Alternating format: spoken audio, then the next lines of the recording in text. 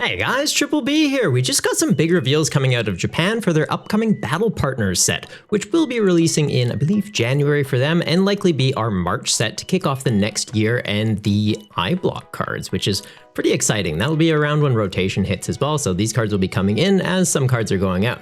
That's enough of that though, let's actually just get into looking at the cards, right? So the Battle Partners set is going to consist of 100 cards before the secret rares, so should be making a decent impact to the format over in Japan. We'll likely be getting this set combined with another and potentially another like half mini set to get up to around 200 cards in the English version though. Booster pack art for it has been revealed as well, so we're seeing a Zacian on there, Zoroark, we've got Lillie on there with Clefairy, which we are getting a reveal today and did actually get a peek at Worlds earlier in this year, and Iono with Bellybolt. So for the cards though, we are seeing En's Darumaka, does 20 damage for 2 colorless energy or 50 for 2 fire and a colorless, has 80 HP, so it's not really in range of like Dragapult taking it out, so while you're trying to evolve this up, it's not really a liability on your bench, so that's always nice. Having less than 90 though means Greninja, like Radiant Greninja, would be able to take this out, but with rotation taking that out, well, it's not really going to be a concern for us. It's going to evolve up into En's Darumaka, 140 HP on there, fire type, and has the attack Backdraft, which does 30 damage for each basic energy card in your opponent's discard pile. So for example, Ceruledge that really likes having energy in the discard pile. Well, if they have 9 in there, they're doing 180, I believe. It's 20 times multiplier for them, but we're doing a 30 time multiplier. So yeah, we're doing 270 and one-shotting them. Not too bad.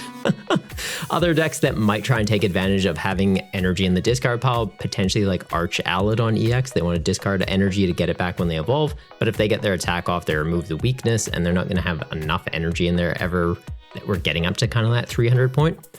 So yeah, it kind of seems like it's in here for Ceruledge. Could come up in other decks though as well. And being an Ends Pokemon does make a nice attack that you could use with Zoroark, which we'll get into a little bit later. The second attack on here though, Daremam Eye Cannon, does 90 base damage, then you discard all energy from this Pokemon, and it also does 90 damage to one of your opponent's bench Pokemon. That's pretty sweet. Being a fire type Pokemon, this could be great for GLC, just to hit the active and something on the bench. It's kind of like a slightly weaker Delphox V, but on a single prize Pokemon. So yeah, I like that. I actually really like that. And could even be good for my own format budget build battles, which we hold tournaments for over on Limitless every Friday. So keen to see if this card makes an impact on the standard meta, but in alternate formats, it's definitely going to be a powerhouse. We're getting to see Iono's Tadpulp.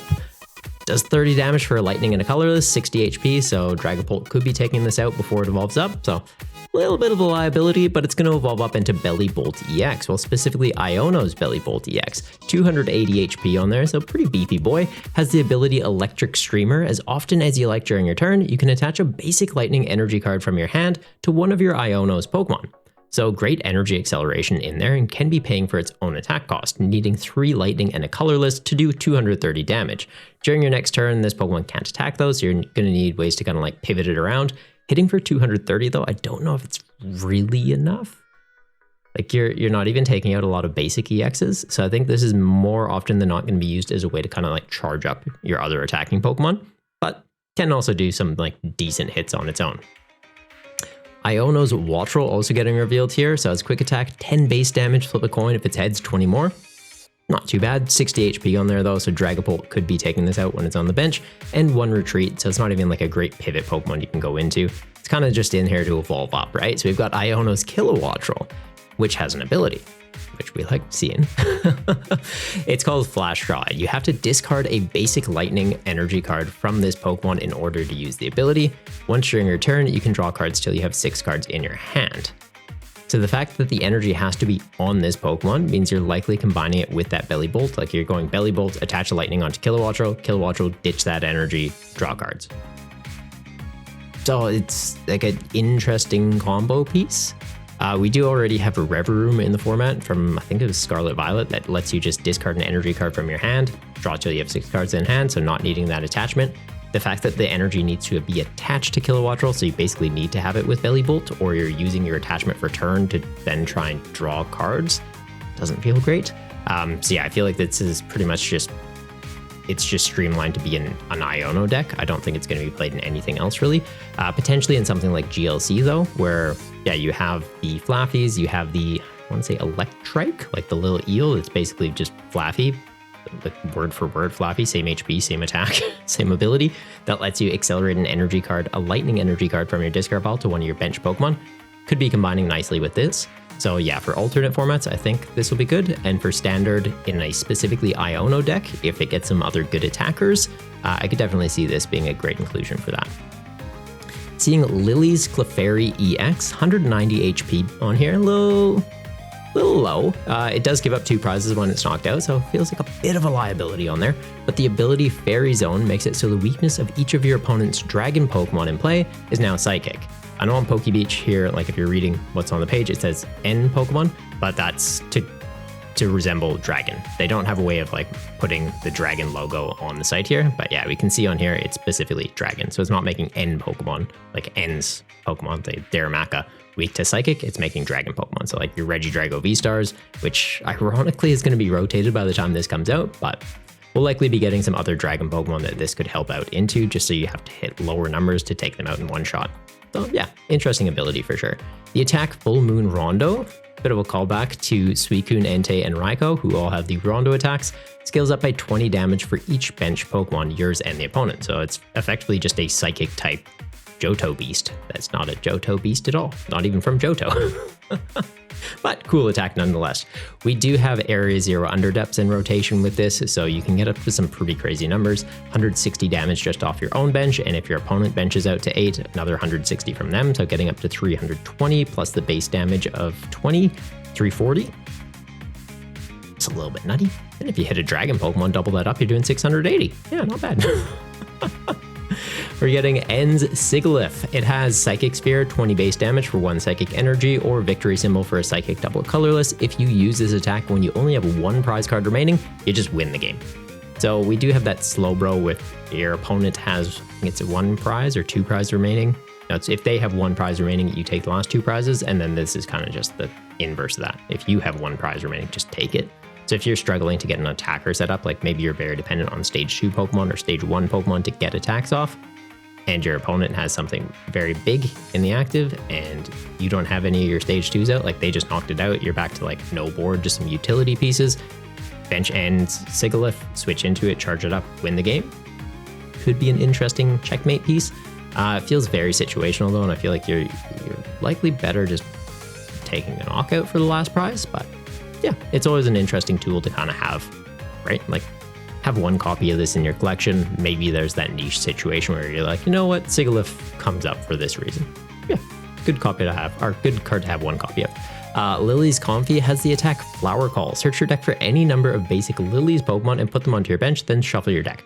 So it's sort of like that Ace Spec, the Trolley, where you can just fill up your bench with basic Pokemon. Obviously, if you could have Area 0 Underdepths in play and a Terra Pokemon to make that online and overfill your bench to 8 guys, not too bad. Combining this with Clefairy, especially for that Rondo attack to just hit crazy numbers, I kind of like it.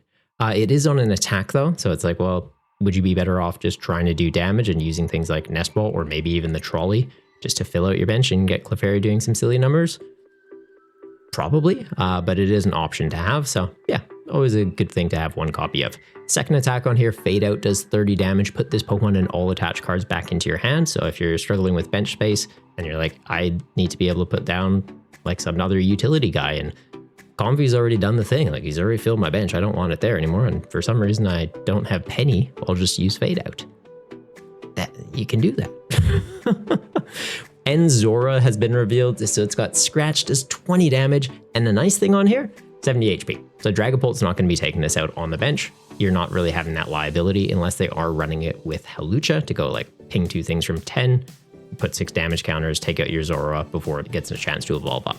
So it's kind of outside that breakpoint number, which is nice and does make them have to work a little bit harder to get there.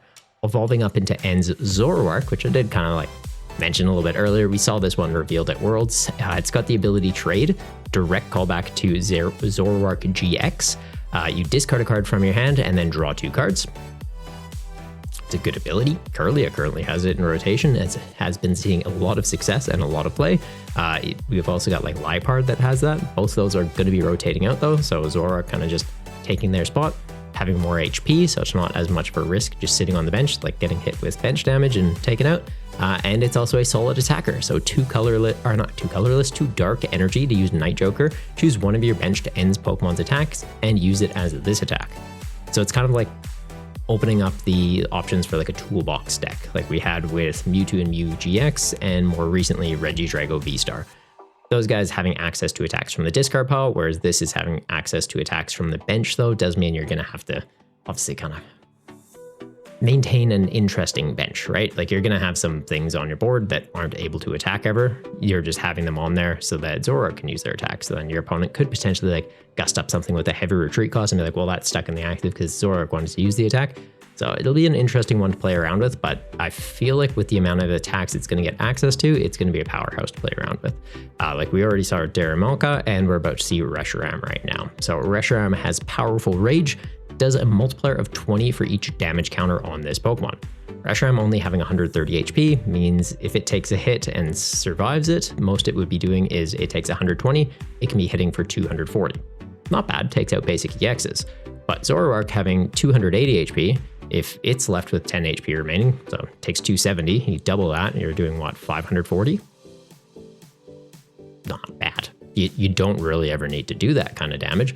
So if this took 100, let's say 160 at some point, or 200, let's say Dragapult hits it for 200, you've got 400 damage you're hitting them back with. You're one-shotting them, whereas they're half hitting into you, and they can't even go, oh, set up 6 damage counters on this on the bench and then hit it for 200 after, because you still got 20 health remaining, so you're going to be like one-shotting into them, and they're going to be struggling a bit. So yeah, really interesting attack to have access to.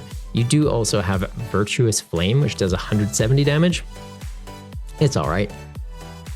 2 fire, a lightning, and a colorless to use the attack, so Reshiram's never going to be using it, but Zoroark could get access to that attack and do 170, so it's not a bad number to hit. Taking out like utility things like Squawkabillies and Luminions. I shouldn't say Luminion because that will be rotated, but it'll be taking out Squawkabillies, which is nice. But yeah, interesting one to play around with. Ends PP up. They had to name it that, didn't they? All right. Attach a basic energy card from your discard pile to one of your benched end Pokemon.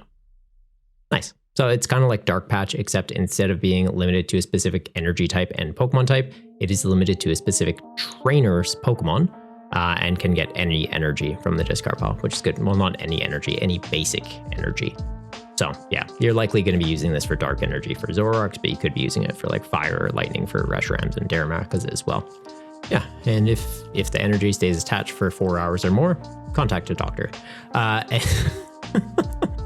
Lillie's Pearl, it's a new Pokemon tool that if it's attached to a Lillie's Pokemon and they get knocked out, you're going to be giving up 1 less prize. So that Clefairy we mentioned earlier has a bit low HP for a 2-prize Pokemon. I'll just give it this and it's a 1-prize Pokemon that can be hitting some pretty ridiculous numbers. So yeah, I like that. Or if we get some single prize Lillie Pokemon that are relevant, you can be making them give up no prizes. Like that Comfey, if you're using it to set up your board, give it a Pearl, and then it's like, yeah, even if this gets knocked out, it's like you did nothing.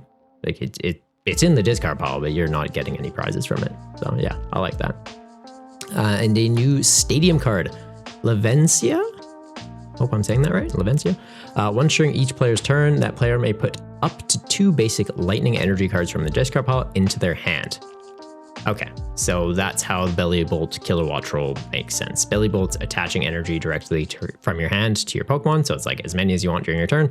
Attach an energy to your Kilowatt Roll sacks that energy, draws until you have 6 cards in your hand. Then you use this stadium, you get the energy back from the discard pile into your hand, and Bellibolt reattaches it to an attacking Pokemon. Okay, Iono, if you get a good attacker, I feel like that's a pretty silly deck waiting to happen there. Yeah, and I think that's it for the new cards we've got revealed. They are kind of giving those little hints that like in August, we got to see Arven's Mabistiff, Misty's Psyduck, and Ethan's Pichu kind of get like hinted at. So we're not sure if those are going to be included in this set and they just haven't been revealed yet, or if they're going to be in a future set, because it seems like these partner Pokemon is likely going to be the gimmick for the next year. So we'll be getting like, yeah, our March set, our June set, and then potentially one of the other ones, August, November, typically. So we should be seeing partner Pokemon throughout that entire block of cards, the I block cards, similar to how when we got V-Star Pokemon, it was for the whole year. yeah, it seems like it'll be the same thing for this. I'm not too sure if we'll still be getting Terra Pokemon during that period, or if it's just gonna be like, nah, Terra Pokemon are gone, it's just partner Pokemon, like we've moved on from that gimmick. But yeah, time will tell. And I don't think there's anything else on here. Getting a bit of a peek at, yeah, like alt arts and the like, but yeah, for the new cards, it's pretty much it. It's been a bit since I've won. Apologies, cat's got my tongue. It's been a bit since I've done one of these like news reveal videos. Apologies, guys, have kind of been slacking on YouTube lately. Over the past month, I don't think I've actually even posted, so sorry about that. Life's just been a little bit busy with work and leading into the holiday period, and then my partner and I actually got engaged this weekend, so yeah. Life's got a lot going on. I haven't forgot about YouTube. Like, I'm going to continue making videos as often as I can, but likely going to be leaning away from like the weekly deck list videos and stuff when I come back into it. Got some ideas for a different series we can do, and I am considering getting back into doing like the weekly news roundup. So similar to this, it would just be at the end of each week, hey, this is what happened. Like, we had a regionals event, these are the decks that did well, these are the new cards that got revealed, and like some interesting little things in the community. So if that sounds interesting to you, let me know in the comments down below, and I'm going to start doing that. Or if you're like, nah, I already get that somewhere else, like, Triple, give me some other shenanigans, let me know, guys. Obviously, I do make these videos for the community, but I also make them because I like doing it, right? Like, it's a bit of a hobby. But yeah, hope you guys enjoyed it. If you did and you haven't already subscribed, what are you doing? Boop that button and hit that like button. It helps a lot more than you guys might realize. Till next time, though, stay golden, you Goombas.